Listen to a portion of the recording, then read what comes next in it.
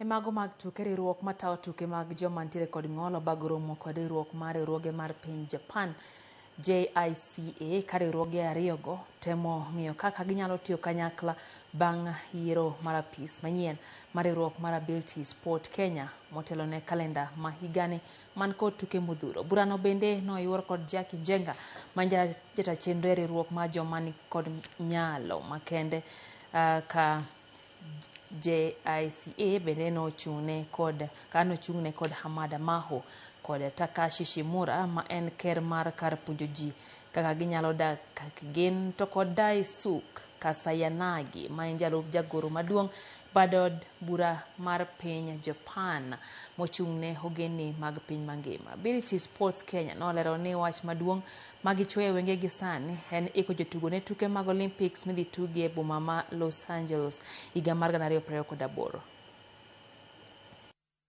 That her organization, the activities expand to realize the inclusive society for the future. We've discussed about equipment and also in terms of how to support athletes to qualify for the Paralympic Games, how to get the equipment.